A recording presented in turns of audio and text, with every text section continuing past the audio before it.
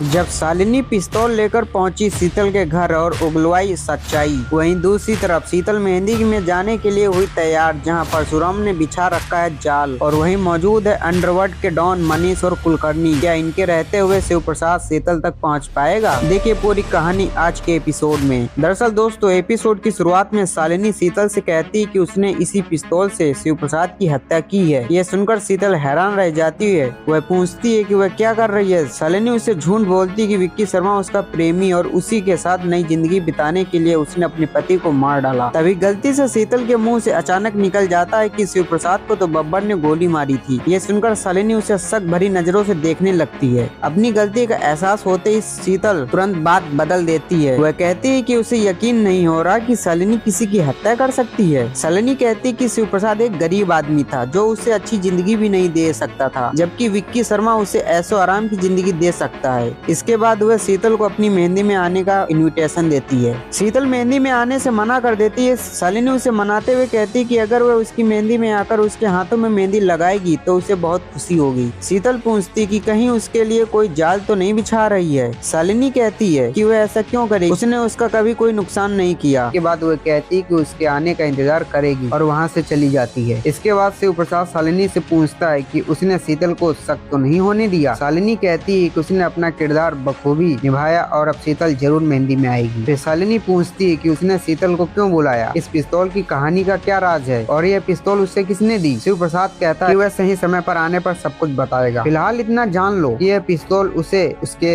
एक दोस्त ने दी थी। वह बताता है कि उन्होंने शीतल को इसलिए बुलाया है ताकि उसके पूरे गैंग को पकड़ा जा सके। मनीष, करण, कुलकर्णी और कबीर ये तीनों शीतल के साथ जुड़े हुए हैं और उनका एक बड़ा नेटवर्क है जिसे बेनकाब करना जरूरी है। उधर शीतल कुलकर्णी को फोन करके बताती कि शालिनी उसे अपनी मेहंदी में बुलाने आई थी और उसे पूरा शक है कि उसके खिलाफ एक बहुत बड़ा जाल बिछाया जा चुका है। करण कुलकर्णी उसे समझाता है कि मेहंदी की रस्म दीक्षित परिवार में होगी, जहां वह और मनीष दोनों मौजूद रहेंगे। उसे सुरक्षा की बिल्कुल चिंता करने की जरूरत नहीं। वह उसके लिए बाउंसरों का इंतजाम करेगा। उसकी सुरक्षा की पूरी जिम्मेदारी उसकी होगी। यह सुन शीतल मेहंदी में आने के लिए रेडी हो जाती है। दीक्षित परिवार में प्राची शालिनी से पूछती है कि वो अभी तक तैयार क्यों नहीं हुई। शालिनी कहती है कि मनीष को आने वाला है, शीतल मेहंदी में आने वाली है, इसलिए उसकी सुरक्षा के कड़े इंतजाम किए जाने हैं। उधर शीतल शिव प्रसाद को फोन करके बताती कि वह शालिनी की मेहंदी में जरूर आएगी। शिव प्रसाद उससे मीठी मीठी बातें करके उसका भरोसा जीतने की कोशिश करता। इसी दौरान शीतल अनजाने में उसे करण कुलकर्णी की पूरी सुरक्षा व्यवस्था के बारे में बता देती है। शिव प्रसाद तुरंत बलराम को फोन करके कहता है कि वह मेहंदी में भेष बदल कर आने वाले बाउंसरों की पहचान करे। कुछ देर बाद शीतल मेहंदी के फंक्शन में पहुंच जाती है, जहां विक्की शर्मा से कहती है कि वह शालिनी को इतना प्यार दे कि वह शिव प्रसाद को हमेशा के लिए भूल जाए। एपिसोड खत्म होता है। अगले एपिसोड में शीतल शालिनी की मेहंदी में पहुंचती है। शालिनी उससे पूछती है कि उसका प्रेमी कौन है। शीतल कहती है एक सीक्रेट है। तभी शीतल की नजर बलराम पर पड़ती है और वह सतर्क हो जाती है। दूसरी ओर शिव प्रसाद बलराम को आदेश देता है कि किसी भी कीमत पर शीतल को पकड़ लिया जाए। धन्यवाद दोस्तों।